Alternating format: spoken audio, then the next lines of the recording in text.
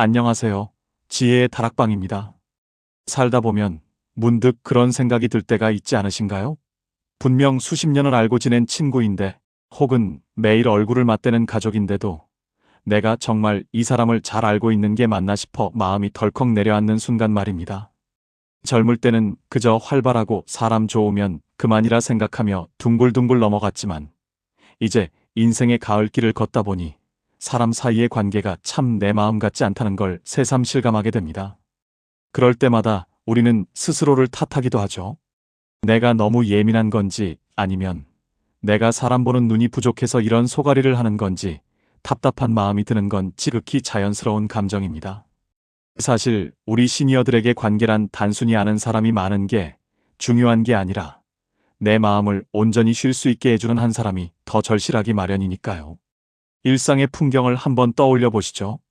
오랜만에 만난 동창회 자리에서 혼자만 목소리를 높이는 친구를 볼 때나, 정성껏 준비한 배려를 당연하게 여기는 누군가를 마주할 때 우리는 말로 다 못할 피로감을 느낍니다.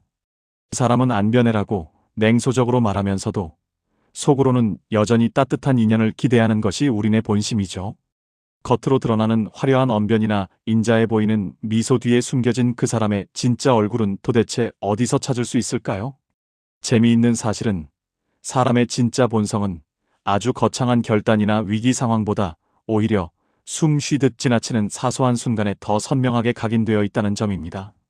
마치 낡은 옷의 실밥이 예기치 못한 곳에서 풀리듯, 그 사람이 숨기려 해도 숨길 수 없는 무의식적인 신호들이 우리 주변에는 가득합니다. 우리가 그 신호들을 읽어낼 눈을 가질 수 있다면 더 이상 사람 때문에 상처받고 밤잠 설치는 일은 줄어들게 될 것입니다. 화려한 포장지 같은 겉모습에 가려져 있던 상대방의 깊은 속내, 그 진짜 본심이 흐르는 의외의 통로들을 하나씩 짚어보려 합니다. 이건 누구를 비난하기 위해서가 아니라 소중한 나의 노후를 더 평온하고 단단하게 지키기 위한 지혜로운 성찰의 과정이 될 것입니다. 나를 지키는 관계의 기술은 결국 상대를 똑바로 바라보는 용기에서 시작되니까요. 오늘 이 시간은 여러분의 지친 마음을 다독이고 앞으로 남은 인연의 길을 누구와 함께 걸어야 할지 함께 고민해보는 자리가 되었으면 좋겠습니다. 구독과 좋아요를 눌러주시면 복잡한 인간관계 속에서 길을 잃지 않고 품격 있는 노후를 함께 만들어가는 든든한 동반자가 되어드리겠습니다. 첫 번째, 보이지 않는 공간에서 드러나는 관계의 온도차. 요즘은 예순이 넘어서도 카카오톡 같은 메신저 없이는 생활이 안 될 정도이죠. 동창회 공지부터 자녀들과의 안부 인사, 손주들의 재롱잔치 영상까지 모두 이 작은 화면 속에서 오갑니다. 그런데 얼굴을 마주할 때는 참 인자하고 세련됐던 분이 이상하게 카톡 대화창에서만 만나면 사람을 당혹스럽게 만드는 경우가 있습니다. 단톡방에 누군가 정성스럽게 좋은 글귀나 사진을 올렸는데 다른 사람들은 다 읽고도 숫자 1만 없애버린 채 아무 대답이 없는 상황을 떠올려 보세요. 혹은 자기가 하고 싶은 말만 폭포수처럼 쏟아놓고는 정작 남이 고민 끝에 올린 질문에는 아예 대꾸도 하지 않는 분들도 계시죠. 반대로 밤늦은 시간에 아무 예의 없이 시끄러운 영상이나 정치적인 메시지를 시도 때도 없이 보내서 사람들의 눈살을 찌푸리게 만드는 분들도 있습니다. 보이지 않는 공간이라고 해서 함부로 내뱉는 말들, 그 안에는 상대방이 이 메시지를 보고 어떤 기분일지 전혀 고려하지 않는 무심함이 서려 있습니다. 스마트폰 너머로 전해지는 이 차가운 무반응이나 무례한 일방통행은 사실 그 사람이 평소에 타인을 얼마나 살아있는 인격체로 대접하고 있는지를 보여주는 가장 현대적인 본성의 신호입니다. 영국의 심리학자 린다 K 박사의 연구에 따르면 텍스트 기반의 비대면 소통 방식은 개인의 사회적 민감성을 측정하는 가장 강력한 도구가 됩니다. 연구팀은 500여 명의 메신저 사용 패턴을 분석했는데, 상대의 메시지에 대해 적절한 반응, 이모티콘, 짧은 답변 등을 보내지 않는 이른바 읽고 무시하기 성향이 강한 사람들은 공감 능력을 관장하는 뇌 부위의 활성화 정도가 일반인보다 평균 18% 낮게 나타났습니다. 특히 자신의 메시지가 읽혔음에도 답장이 오지 않을 때 느끼는 상대방의 심리적 고통은 물리적인 통증과 유사한 뇌 반응을 일으킨다는 사실이 캘리포니아 대학교의 연구로 밝혀졌습니다. 즉, 카톡 대화에서 무례하거나 무관심한 태도를 보이는 것은 단순한 기계 침해나 귀찮음의 문제가 아닙니다. 타인이 느낄 심리적 배제감에 대해 얼마나 둔감한가, 혹은 타인을 자신의 필요에 의해서만 이용하는 자기애적 성향이 얼마나 강한가를 보여주는 과학적인 지표인 셈입니다. 통계적으로도 온라인상에서 예의가 없는 사람일수록 실제 위기 상황에서 타인을 배신하거나 자신의 책임을 회피할 확률이 약 25%더 높다는 결과가 이를 뒷받침합니다. 그 사람이 카톡에서 유독 자기 말만 하거나 남의 말을 무시하는 건 대부분 타인의 감정 에너지를 아까워하는 심리 패턴 때문입니다. 이건 단순히 기계 사용이 서툴러서 생기는 일이 아닙니다. 화면 너머에 사람이 있다는 사실을 망각한 채 오로지 자신의 배설 창구로만 대화창을 이용하는 것이죠. 말은 멀쩡하게 보고 싶다 친구야라고 적어보내지만 정작 친구의 슬픈 소식에는 침묵하는 사람들의 특징은 그 관계를 진심 어린 연결이 아닌 자신의 외로움을 달래기 위한 도구로만 여기는 것입니다. 비대면 상황은 일종의 익명성이라는 가면을 씌워줍니다. 이 가면 뒤에서 예의를 잃어버리는 사람들은 사실 현실에서도 힘의 논리에 따라 사람을 차별 대우할 가능성이 매우 큽니다.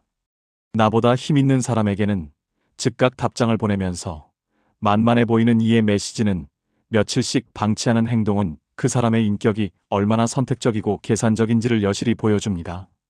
결국 카톡 스타일은 그 사람이 혼자 있을 때, 아무도 보지 않을 때 타인을 어떻게 생각하는지를 보여주는 무의식의 거울입니다.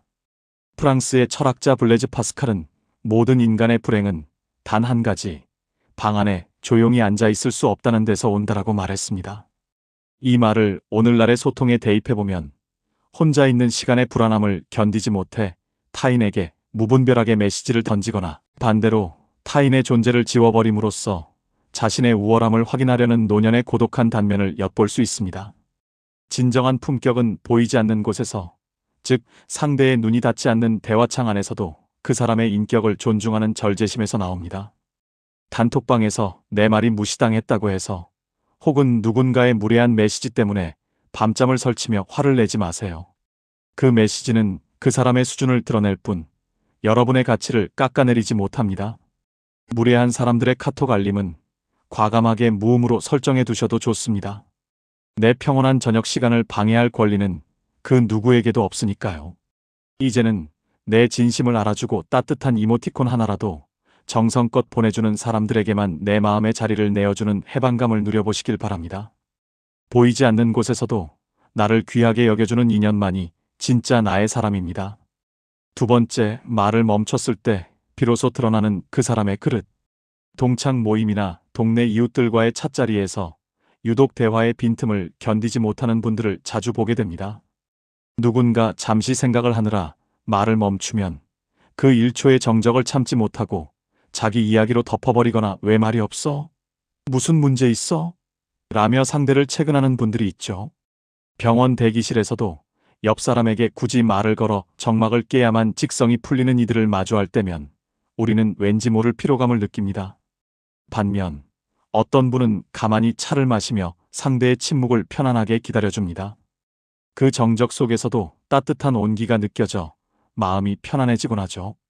이탈리아 파도바 대학교의 연구팀이 진행한 대화의 정적과 사회적 불안에 관한 실험에 따르면 대화 중 발생하는 4초 이상의 침묵을 대하는 방식에서 사람의 자존감과 심리적 지배욕이 극명하게 갈린다는 결과가 나왔습니다.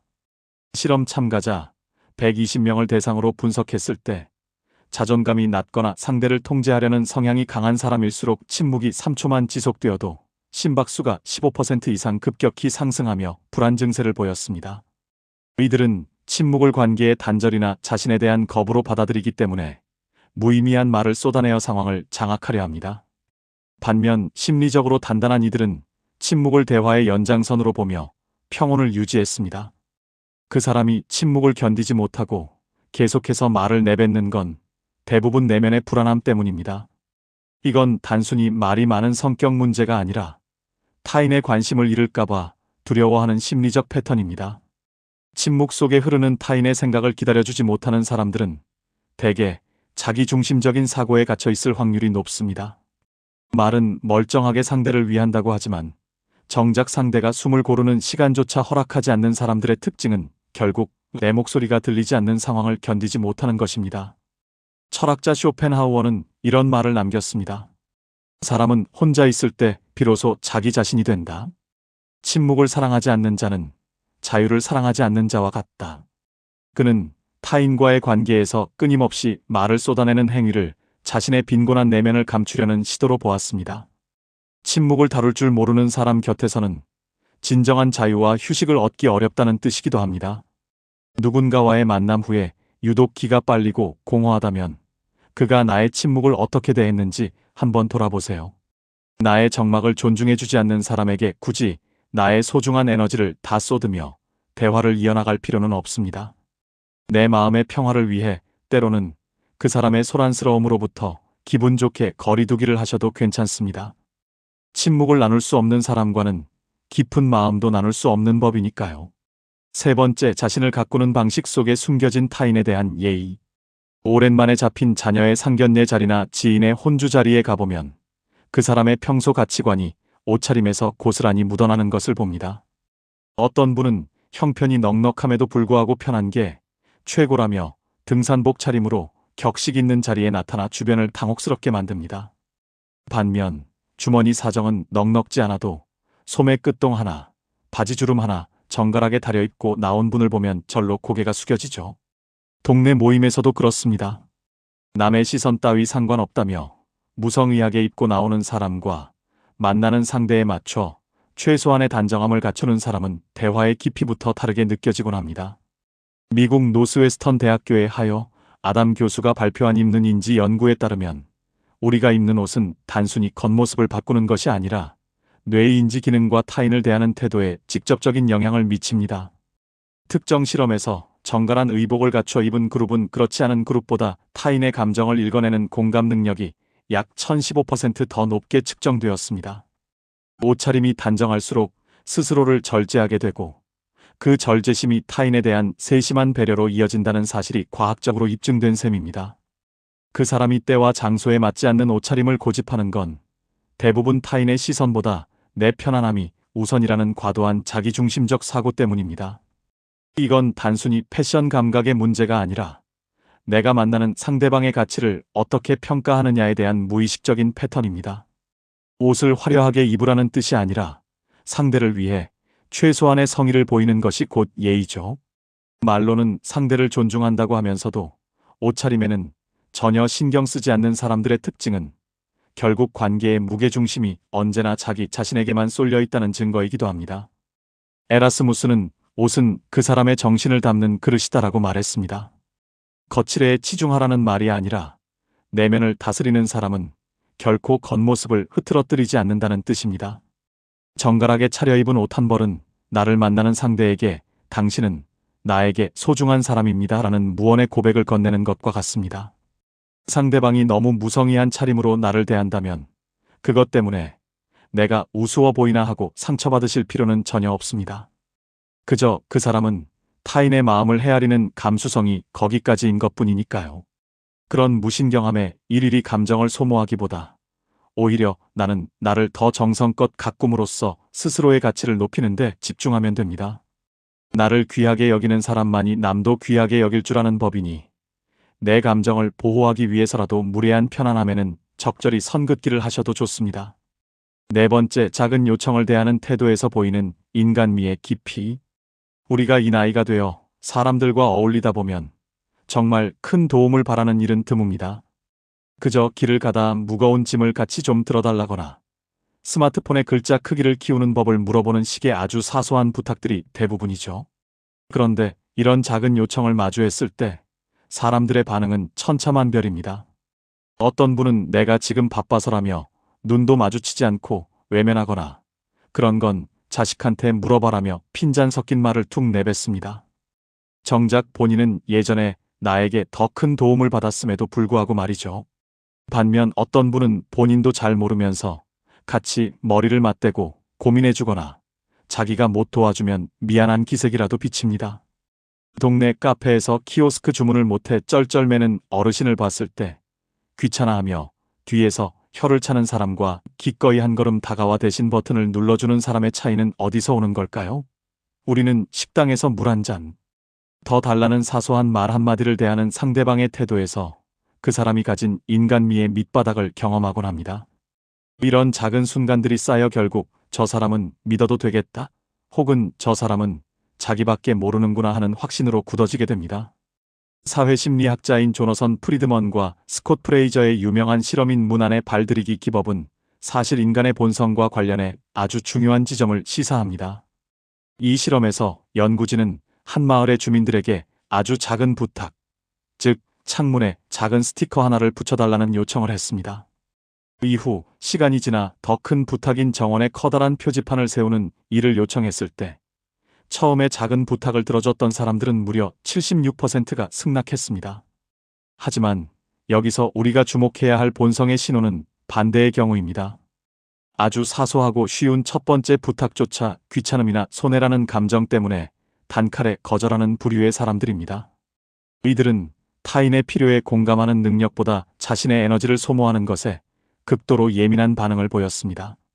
수치적으로 보면 사소한 호의에 인색한 사람일수록 타인과의 협력 관계에서 배신할 확률이 약 22% 더 높다는 후속 연구 결과도 존재합니다.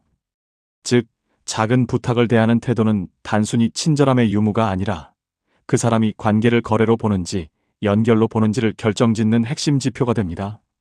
그 사람이 사소한 부탁을 대할 때 유독 짜증을 내거나 인색하게 구는 건 대부분 그 사람의 마음속에 타인을 위한 여유 공간이 전혀 없기 때문입니다. 이건 단순히 그날 기분이 안 좋거나 바쁜 성격 문제가 아닙니다. 평소에 세상을 대하는 태도가 나 먹고 살기도 바쁜데 남까지 챙겨야 하나라는 방어적인 패턴으로 고착된 상태인 것이죠. 이런 분들은 대개 자기가 아쉬울 때는 세상 누구보다 간절하게 부탁을 하지만 상황이 역전되면 언제 그랬냐는 듯 차갑게 돌아섭니다. 말로는 우리가 남이가 언제든 말만 해라라며 호기롭게 말하는 사람들의 실체는 사실 위기 상황이 아니라 바로 이런 사소한 순간에 드러납니다. 작은 부탁을 들어주는 과정에서 발생하는 미세한 불편함조차 감수하기 싫어하는 사람들의 특징은 결국 관계에서 얻는 이득만 챙기고 책임은 지지 않겠다는 무의식적인 계산법을 가지고 있다는 것입니다. 이런 사람들과 깊은 인연을 맺는 것은 마치 구멍난 독에 물을 붓는 것과 같아서 결국 나만 지치고 상처받게 될 가능성이 큽니다. 철학자 몽테뉴는 그의 수필에서 이렇게 말했습니다. 우리는 큰 불행 앞에서는 위험을 차리지만 작은 불편함 앞에서는 본색을 드러낸다. 거창한 도덕이나 대애 앞에서는 누구나 좋은 사람인 척 연기할 수 있지만 귀찮고 번거로운 작은 요청 앞에서는 가식의 가면이 너무나 쉽게 벗겨진다는 통찰입니다. 상대의 인격을 알고 싶다면 그에게 아주 사소하고 보잘것없는 부탁을 해보라는 가르침은 수백 년이 지난 지금도 유효합니다.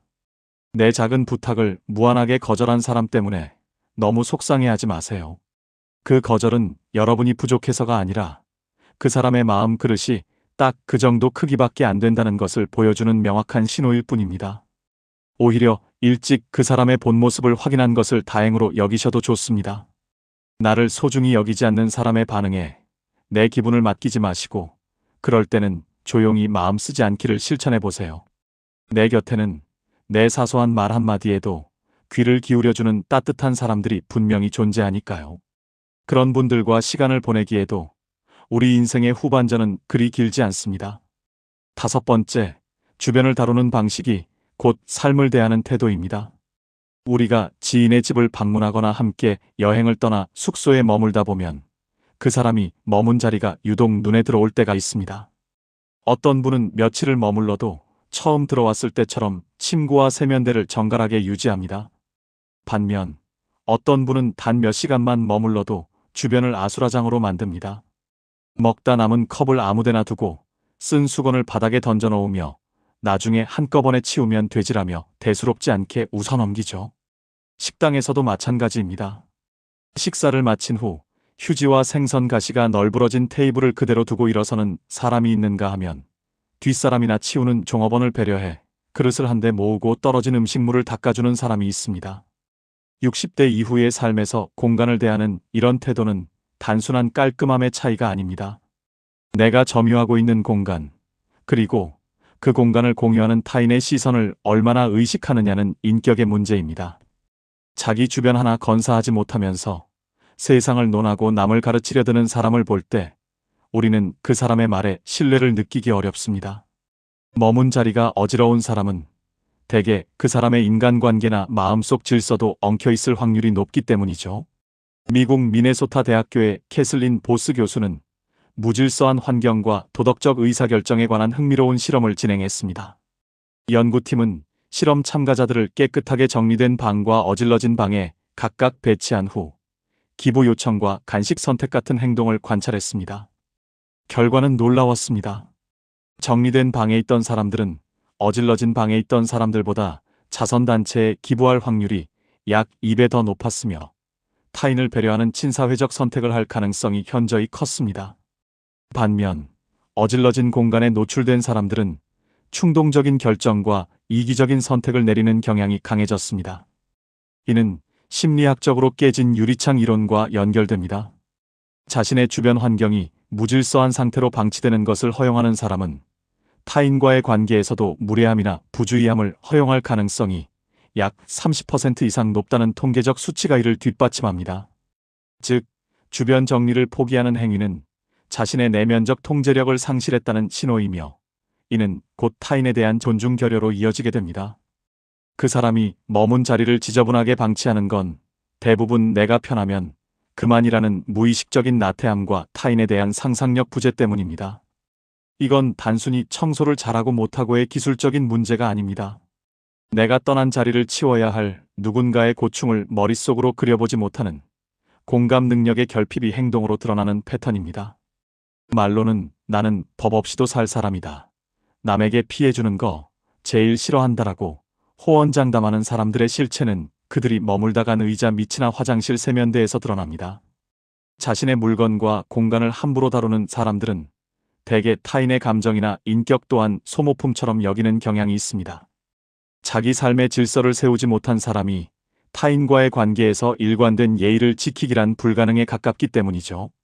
결국 공간 정리 습관은 그 사람이 자신의 삶을 얼마나 책임감 있게 운영하고 있는지를 보여주는 가장 정직한 지표입니다. 철학자 임마누엘 칸트는 매일 정해진 시간에 산책하고 자신의 주변을 극도로 정갈하게 관리한 것으로 유명합니다. 그는 자신을 짐승으로 만들지 말라고 경고하며 인간의 품격은 본능적인 편안함을 이겨내는 자제력에서 나온다고 믿었습니다. 어지러운 공간은 정신의 무질서를 초래하고 정신의 무질서는 필연적으로 타인에게 무례한 언행으로 분출된다는 것이 그의 사유였습니다. 나이 들수록 주변을 정돈하는 것은 단순히 청결을 위한 것이 아니라 인간으로서의 존엄을 지키기 위한 고독한 수행인 셈입니다. 나와 함께 있는 내내 주변을 어지럽히고 떠날 때조차 뒷정리를 나 몰라라 하는 사람 때문에 대신 치워주느라 고생하셨던 경험이 있으신가요? 그럴 땐 그 사람의 무질서함에 화를 내기보다 이 사람은 자기 마음 하나 다스리지 못해 주변까지 소란스럽구나라고 가엽게 여기셔도 좋습니다. 그가 어질러 놓은 공간만큼이나 그의 내면도 복잡하고 위태로울 것이기 때문입니다. 그런 사람의 무책임함을 내가 다 떠안으려 하지 마시고 때로는 그가 저지른 무질서를 스스로 책임지게끔 방관하는 결단도 필요합니다. 그것이 내 에너지를 아끼고 나만의 정갈한 세계를 지키는 지혜로운 방법입니다. 6번째, 타인의 인생을 대하는 가장 기본적인 예의. 우리 시니어 세대에게 시간은 젊은 시절의 그것과는 또 다른 무게를 가집니다. 이제는 남은 시간이 소중하다는 것을 누구보다 잘 알기에 누군가와의 만남을 위해 준비하는 시간부터 약속 장소로 향하는 발걸음 하나하나가 다 귀한 인생의 일부이죠. 그런데 주변을 보면 유독 시간 약속에 무신경한 분들이 꼭 있습니다. 거의 다 왔어. 차가 좀 막히네라는 상습적인 핑계를 대며 10분, 20분씩 늦는 것을 대수롭지 않게 여깁니다. 기다리는 사람은 그 시간을 때우기 위해 애꿎은 스마트폰만 뒤적거리거나 찬바람을 맞으며 서 있게 되죠. 정작 늦게 나타난 사람은 미안하다는 말 한마디 짧게 던지고는 금세 자기 할 말만 늘어놓습니다. 반면 약속 시간 5분 전에는 반드시 도착해 호흡을 가다듬고 상대를 맞이할 준비를 하는 분들이 있습니다. 이런 분들과의 만남은 시작부터 대접받는 기분이 들고 대화의 흐름도 안정적입니다. 시간을 지킨다는 건 단순히 시계 바늘의 위치를 맞추는 일이 아닙니다. 내가 당신을 만나기 위해 내 인생의 귀한 조각을 떼어 정성껏 준비했다는 마음의 증거이기 때문이죠. 샌드라 델튼 박사의 시간 인지와 성격 구조 연구에 따르면 만성적으로 약속에 늦는 사람들은 심리학적으로 낙관주의 편향이 비정상적으로 높거나 타인에 대한 심리적 우월감을 무의식 중에 즐기는 경향이 있습니다. 실험 결과 상습적으로 지각하는 그룹은 약속 장소까지 가는 데 걸리는 시간을 실제보다 약 25%에서 30%가량 짧게 예측하는 인지 오류를 보였습니다. 더 놀라운 사실은 이들 중 상당수가 상대방을 기다리게 함으로써 관계의 주도권을 자신이 쥐고 있다는 은밀한 만족감을 느낀다는 점입니다. 통계적으로 시간 약속을 가볍게 여기는 사람일수록 타인과의 신뢰관계를 저버리거나 결정적인 순간에 자신의 이익을 위해 상대에게 손해를 끼칠 확률이 일반인보다 3배 이상 높게 나타났습니다. 시간은 세상에서 가장 공평하고 정직한 자원이기에 이를 존중하지 않는 태도는 곧 그 사람의 도덕적 결함과 직결된다는 것이 과학적인 분석입니다. 그 사람이 매번 약속 시간에 늦는 건 대부분 나의 편의가 타인의 희생보다 중요하다는 오만한 심리 패턴 때문입니다. 이건 단순히 게으르거나 준비성이 부족한 성격 문제가 아닙니다. 기다리는 사람의 초조함과 낭비되는 인생에 대해 전혀 상상하지 않는 지독한 공감 능력의 부재입니다. 말로는 형님을 제일 존경합니다. 당신이 내 인생의 최고의 친구야라고 추켜 세우는 사람들의 진심은 그가 약속 장소에 나타나는 시간에 적나라하게 기록되어 있습니다. 나보다 힘있고 무서운 사람과의 약속에는 절대 늦지 않으면서 만만한 친구나 아랫사람과의 약속에는 상습적으로 늦는 사람들의 특징은 관계를 철저히 서열과 이득으로만 나눈다는 것입니다. 타인의 시간을 우습게 아는 사람은 결국 타인의 인생 전체를 우습게 보는 것과 다름없습니다. 이런 사람과의 인연을 지속하는 건 내 소중한 생명력을 야금야금 갉아먹히는 것과 같습니다. 철학자 이마누엘 칸트는 시간 약속에 관해서만큼은 강박적일 정도로 엄격했습니다. 그는 약속을 지키지 않는 것은 타인의 자유를 훔치는 행위와 같다고 말했습니다. 내가 늦음으로써 상대방은 그 시간 동안 아무것도 하지 못한 채 속박당하게 되는데 이는 인간의 존엄성을 훼손하는 무례한 일이라는 것이 그의 주장입니다. 플라톤 역시 정의란 각자에게 그의 몫을 주는 것이라 했습니다. 상대방이 마땅히 누려야 할 평온한 시간의 몫을 빼앗는 것은 정의롭지 못한 인격의 발로입니다. 나를 매번 기다리게 하고도 미안한 기색조차 없는 사람에게 더 이상 내 귀한 시간을 내어주지 마세요.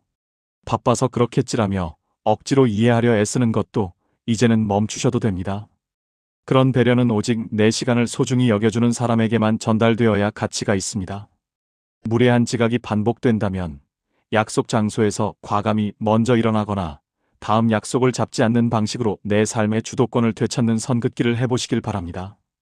내 인생에 남은 시간은 오직 진심으로 서로를 존중하는 인연들과 채우기에도 모자라니까요. 내 시간을 지키는 것이 곧 내 존재를 지키는 길입니다. 7번째, 기쁨과 슬픔을 나누는 방식이 그 사람의 본질입니다. 오랜 세월을 살다 보면 좋은 일보다 슬픈 일을 나눌 때 사람의 진면목이 보인다고들 합니다. 하지만 사실 진짜 무서운 본성은 남의 좋은 일을 마주했을 때 드러나곤 하죠. 주변에 자녀가 좋은 직장에 취직했거나 건강을 회복했거나 혹은 작은 경사가 생겼을 때의 반응들을 한번 떠올려 보세요. 진심으로 내 일처럼 기뻐하며 박수 쳐주는 분이 있는가 하면 꼭 한마디를 덧붙여 찬물을 끼얹는 분들이 있습니다. 요즘은 그 직장도 옛날만 못하다던데 운이 좋았네라며 상대의 기쁨을 깎아내리거나 갑자기 자기 자식의 더 큰 성과를 늘어놓으며 화제를 돌려버리죠. 반대로 슬픈 일을 당했을 때의 태도도 마찬가지입니다. 진심 어린 위로보다 내가 그럴 줄 알았다. 그러게 내 말 좀 듣지 그랬어라며 훈수를 두거나 상대의 아픔을 자신의 정보력을 과시하는 수단으로 삼는 사람들을 볼 때 우리는 깊은 회의감을 느낍니다. 감정을 표현한다는 것은 단순히 내 기분을 밖으로 내뱉는 행위가 아닙니다.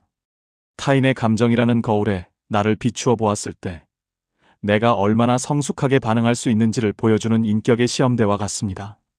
나이가 들수록 감정의 기복은 줄어들지 몰라도 그 감정을 다루는 방식에서 그 사람의 그릇 크기가 고스란히 드러나게 됩니다. 감정을 표현하는 방식은 그 사람이 세상을 얼마나 풍요롭게 인식하느냐를 보여줍니다. 마음이 부유한 사람은 남의 기쁨에 박수쳐 주어도 내 몫이 줄어들지 않는다는 것을 알기에 아낌없이 축하를 건넵니다. 하지만 내면이 가난한 사람은 타인의 기쁨을 자신의 파이에서 뺏어간 무언가로 여기기에 가시 돋친 말을 내뱉게 되죠. 슬픔 앞에서 거발하라고 말하는 심리 뒤에는 나는 너보다 낫다는 비겁한 안도감이 숨어 있습니다. 이런 감정의 미성숙함을 가진 사람 곁에 머무는 것은 내 인생의 빛나는 순간들을 스스로 퇴색시키는 일과 같습니다. 철학자 니체는 타인의 불행에 동정하는 것은 쉽지만 타인의 행복에 함께 기뻐하는 데는 대단한 수양이 필요하다고 말했습니다. 그는 진정으로 강한 인간만이 타인의 승리를 축하할 수 있다고 보았습니다. 또한 프란시스 베이컨은 질투는 구멍 뚫린 눈과 같아서 남의 불행만 찾아내고 자신의 행복은 보지 못하게 한다고 경고했습니다. 감정을 예쁘고 건강하게 표현하는 것은 결국 자기 자신의 영혼을 건강하게 지키는 가장 높은 수준의 철학적 실천입니다. 내 기쁜 소식에 은근히 초를 치거나 내 아픔을 가벼운 가십거리로 소비하는 사람 때문에 더 이상 상처받지 마세요. 그들의 비아냥거림은 여러분의 성공이 그만큼 눈부시다는 반증일 뿐이며 그들의 냉소는 그들이 가진 마음의 빈곤함을 증명할 뿐입니다. 그런 사람들에게 내 소중한 감정의 미천을 드러내며 이해받으려 애쓰지 마시길 바랍니다. 내 기쁨에 진심으로 활짝 웃어주고 내 슬픔에 말없이 손을 잡아주는 귀한 인연들만 챙기기에도 우리 삶은 충분히 바쁩니다. 무례한 감정 표현으로부터 나를 해방시키고 오직 따뜻한 결이 흐르는 관계 속에서 평온한 노후를 만끽하시길 바랍니다. 가장 깊은 바다는 폭풍이 몰아쳐도 수면 아래가 고요하듯 사람의 진정한 품격 또한 소란스러운 말솜씨가 아니라 삶의 사소한 모서리에서 증명됩니다. 인생이라는 긴 여정을 지나오며 우리가 깨달은 것은 결국 곁에 남는 것은 화려한 명성이 아니라 내 마음을 평온하게 해주는 따뜻한 사람이라는 사실입니다. 상대를 관찰하는 눈을 가지는 것은 비난하기 위함이 아니라 나를 지키고 더 나은 인연을 선별하기 위한 지혜의 과정이며 동시에 나 스스로가 누군가에게 그런 편안한 사람이 되어주고 있는지 돌아보는 성찰의 거울이기도 합니다. 타인의 본성을 읽어내는 통찰이 깊어질수록 우리는 불필요한 감정 소모에서 벗어나 진정으로 소중한 것들에 집중할 수 있는 자유를 얻게 됩니다. 그동안 사람 때문에 잠 못 이루고 마음 졸였던 시간들이 있었다면 이제는 그 무거운 짐을 내려놓으셔도 좋습니다. 나를 존중하지 않는 인연에게서 과감히 마음의 거리를 두는 것은 이기적인 것이 아니라 나를 향한 가장 고귀한 예의이며 남은 생을 더 빛나게 만드는 용기 있는 선택입니다. 타인의 시선에서 해방되어 오로지 나만의 평온한 리듬을 되찾을 때 비로소 우리 노후의 진정한 행복이 시작됩니다. 우리도 조금씩 더 따뜻해질 수 있으면 좋겠습니다. 지혜의 다락방이 도움이 되셨다면 구독과 좋아요 부탁드립니다. 여러분의 평온한 인간관계를 응원합니다.